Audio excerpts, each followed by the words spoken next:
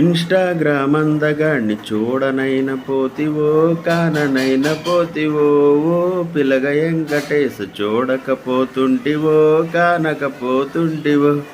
ఏంటి ఇన్‌స్టాగ్రామ్‌లో ఫేమస్ అయిన 2 పాటలు నాకెందుకు గుర్తొచ్చినాయి అనుకుంటున్నారా?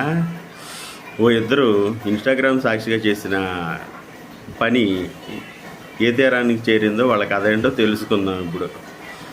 విశాఖపట్నానికి చెందిన పద్మ అనే వివాహిత మహిళ. ఆవిడ వయసు 40 సంవత్సరాలు. ఆవిడకి భర్త ఉన్నాడు, మెడికల్ రిప్రజెంటేటివ్గా పనిచేసే కొడుకున్నాడు, డిగ్రీ చదివే కూతురు ఉంది.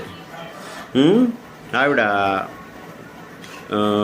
మామూలుగా ఇన్‌స్టాగ్రామ్లో చాటింగ్స్ చేస్తూ ఉంటే శ్రీకాళహస్తికి చెందిన సురేష్ అనే ఒక యువకుడు 25 ఏళ్ల వయసు అతను పరిచయం అయ్యాడు. పరిచయం బాగానే ఉంది. ఇన్‌స్టాగ్రామ్లు ఫేస్బుక్లు ఉన్నది మహా అయితే ఎవరితోన్నా సరదాగా మాట్లాడుకోవటానికేమో, ఫ్రెండ్షిప్ చేయటానికేమో కానీ కామంతో రగిలిపోయే పనులు చేసేసి జీవితాలు నాశనం చేసుకోవడానికి కాదు. దానికి వీళ్ళ జీవితమే ఉదాహరణ అన్నమాట. వీళ్ళిద్దరూ పరిచయం కాస్త పెంచుకుని కామానికి లోనే కలుసుకున్నది కాకుండా దానికి ప్రేమ అనే పేరు పెట్టుకున్నారు.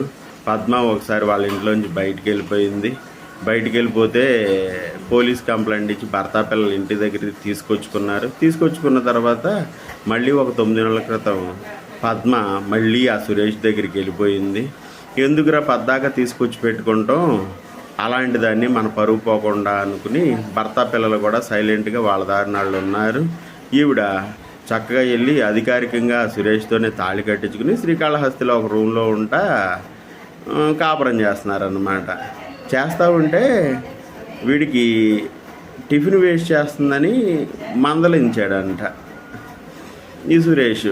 మందలించేసరికి పద్మ ఎంత మైండ్ మెచ్యూరిటీ ఉందమ్మా, 40 ఏళ్ళు వచ్చి నీకు చిన్నపిల్ల లెక్క చక్కగా వెళ్ళి ఊరేసేసుకుంటే పాపం వీడేం చేస్తాడు, ఇప్పుడు అది నా మీదకే వస్తే నేనే చంపాను అనుకుంటారని చెప్పి వీడెళ్ళి పురుగు ముందు తాగి వీడు చనిపోయాడు అన్నమాట.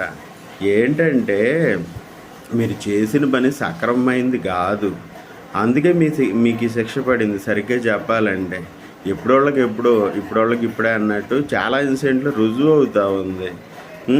నీ భర్త పిల్లలను వదిలేసి భర్త దగ్గర లేనిది వాడి దగ్గర ఏముందని చెప్పి వాడు నీకంటే వయసులో కూడా 15 ఏళ్ళు చిన్నోడు.